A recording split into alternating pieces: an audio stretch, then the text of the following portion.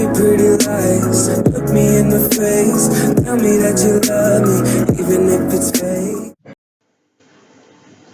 तो स्वागत है आपको दोस्तों मेरे चैनल में एक बार फिर से और हम लोग शुरू करते हैं आज HTML सीरीज का पार्ट 2। तो आज हम लोग बेसिकली बॉडी टैग को डिटेल में डिस्कस करेंगे। उस दिन मैंने आपको बताया था कि HTML से एक कोड तैयार होता है हमारा, आई मीन टू से स्टार्ट होता है। उसके बाद हमारा हेड टैग आ जाता है जो कि हेड पोर्शन को एंड और स्टार्ट करता है। उसके बाद टाइटल टैग।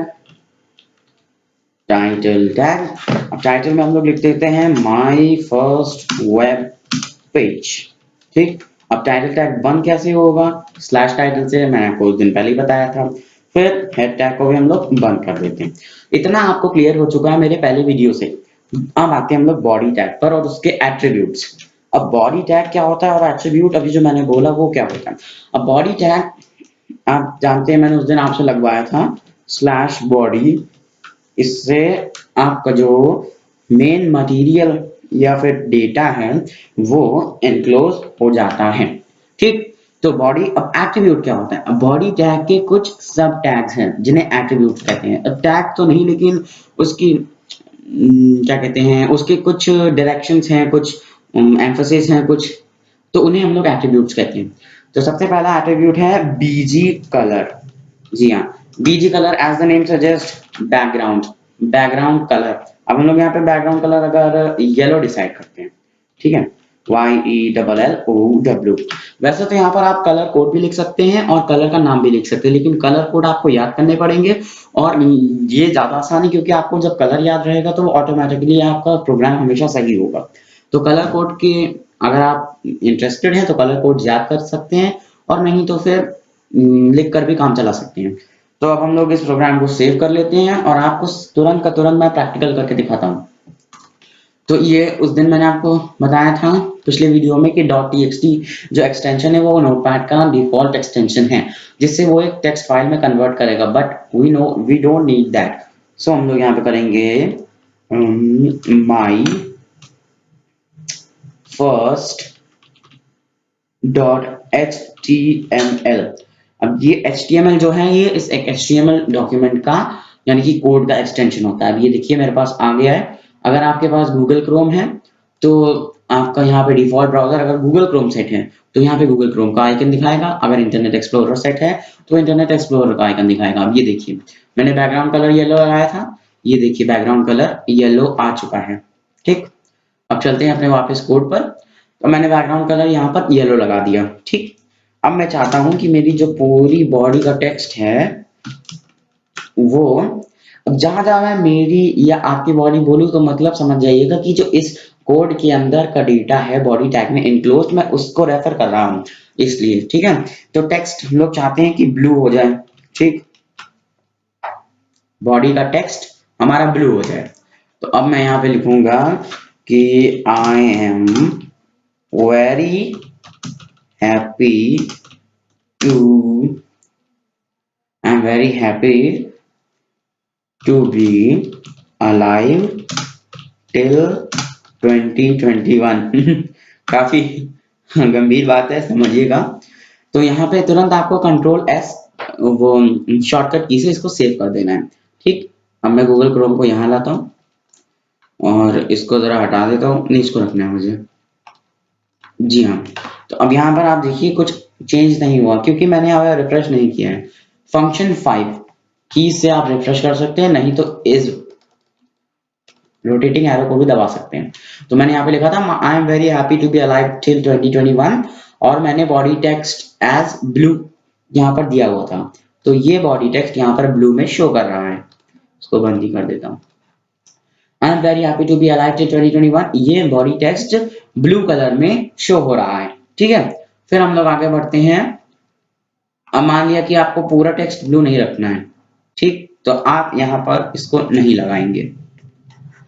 अब यहाँ पर आते हैं कुछ लिंक्स, जैसे कि आपने कोई वेब पेज खोला, वेबसाइट खोली, विकिपीडिया खोली, ठीक, मान लिया उसमें सर्च किया आपने कि अबाउट एनवायरमेंट कंसर्न, तो आपको विकिपीडिया में अगर आप खोलेंगे तो उसमें कई सारे लिंक्स दिखते हैं जो कि वो हाइपर टेक्स्ट होते हैं।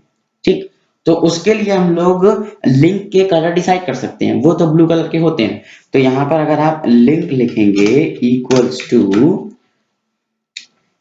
रेड, अगर मैंने लिंक बनाया कोई, अभी तो मैं बना नहीं रहा हूँ लेकिन मैं इसके एट्रीब्यूट्स आपको बता रहा हूँ, तो लिंक बताना जरूरी है। तो लिंक का जो नॉर्मल कलर रहेगा वो रेड, ठीक। Active link a link equals to green, मैंने लिख दिया।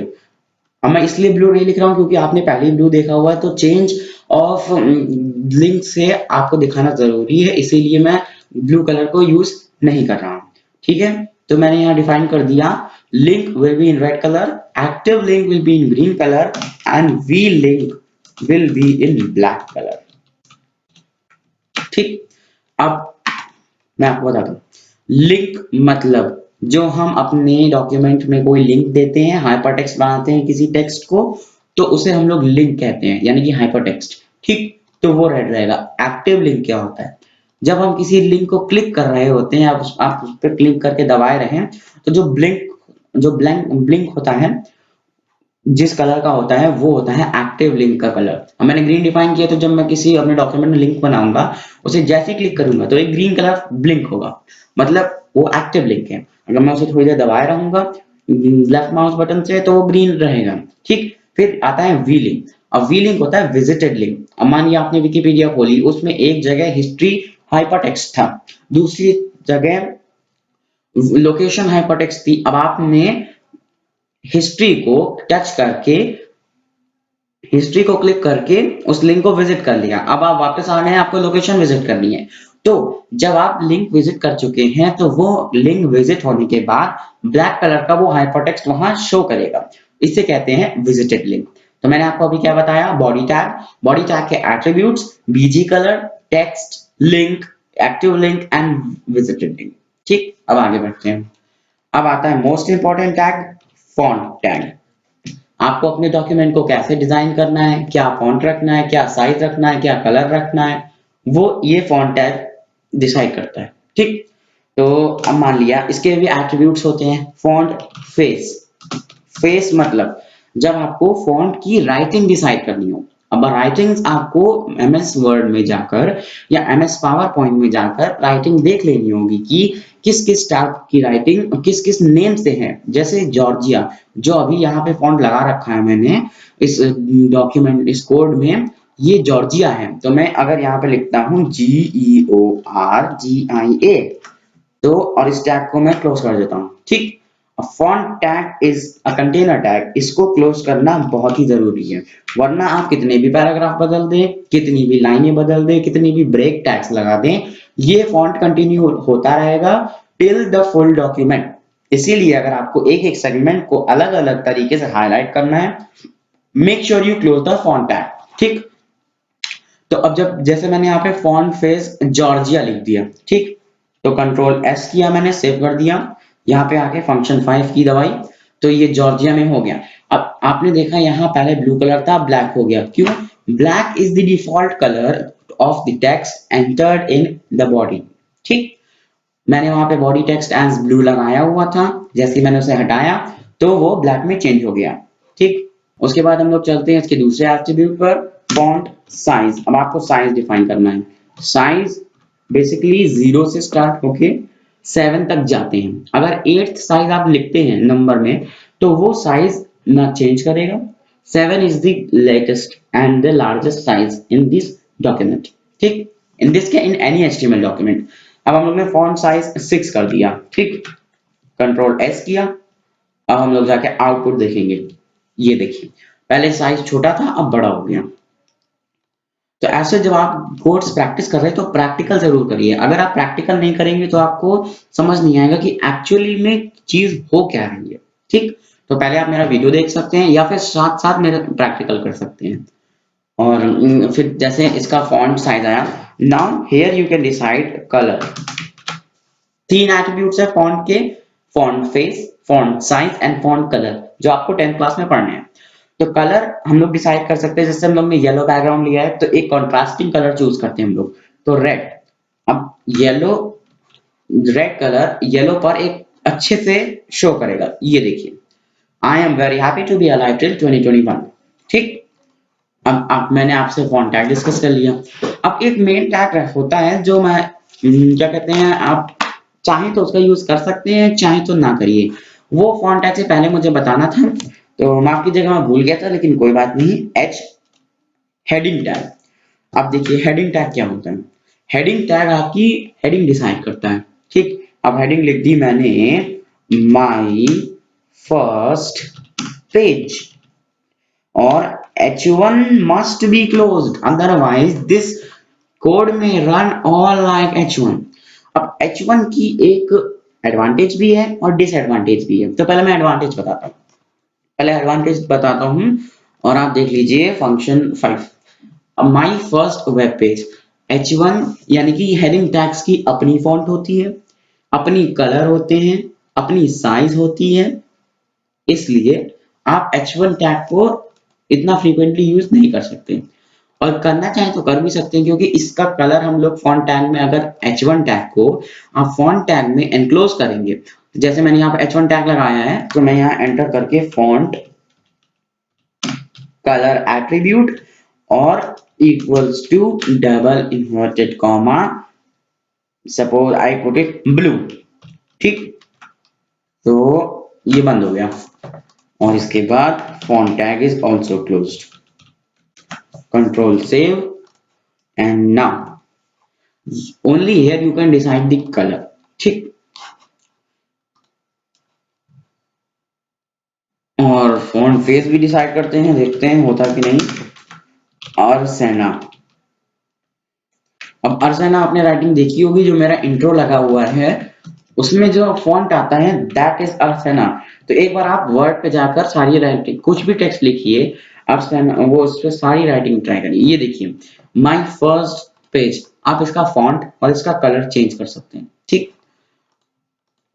तो जब इतना ही काम करना है तो आप फॉन्ट से डायरेक्ट कर सकते हैं, इसलिए हेडिंग टैग ज्यादातर यूज नहीं किया जाता है। तो अब मैं हेडिंग टैग को आपको ज्यादा बताता हूँ। Heading tag starts from 1। Heading tag शुरू होता है 1 से लेकर H2, H3, H4, माफ कीजिएगा H5, H6, बस। हेडिंग टैग की जो वेरिएशंस हैं वो 1 से लेकर 6 तक ही रहती हैं। It will be not more than 6 anyhow. H1 is the largest font you can ever get, and H6 is the smallest font which you can ever get in the heading tag, ठीक। जब आपको सबसे छोटी heading, ये हम लोग minor headings के लिए इस्तेमाल करते हैं। यहाँ पे आपने फंक्शन 5 किया, देखिए कितनी छोटी हेडिंग हो गई, इससे तो बड़ा हमारा टेक्स्ट ही लग रहा है।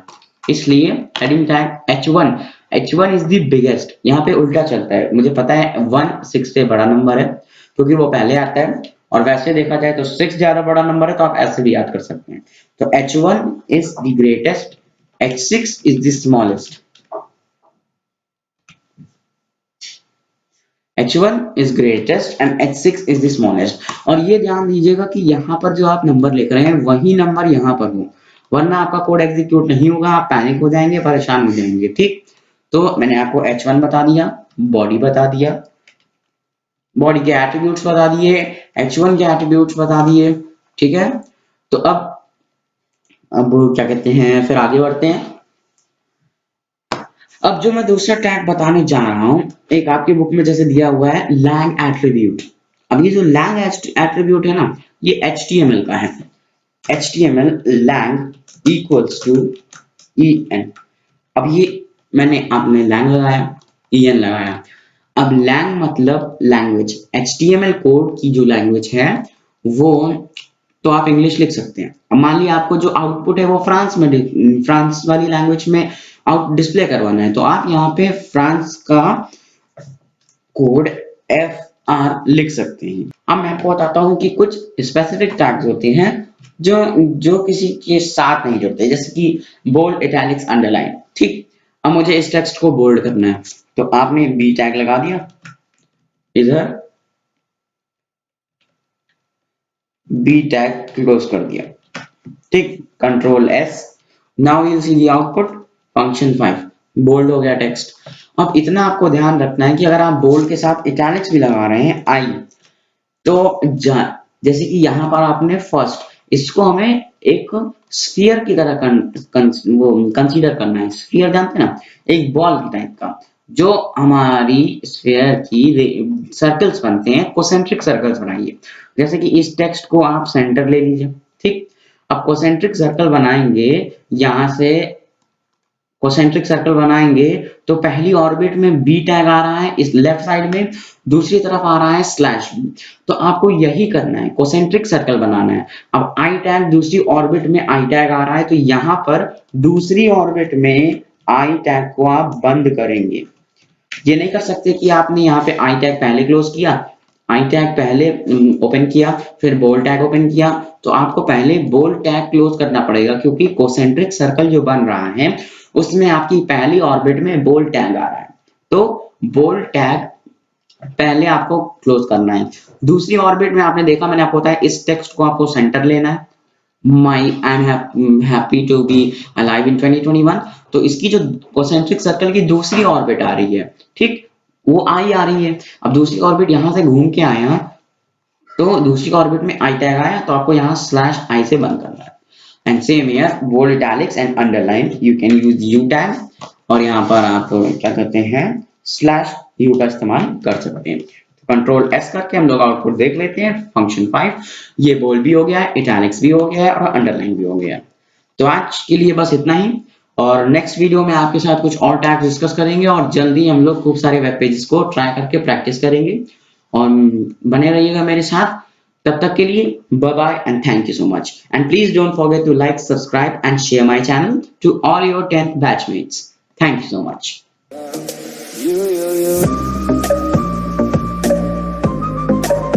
California dreaming about you.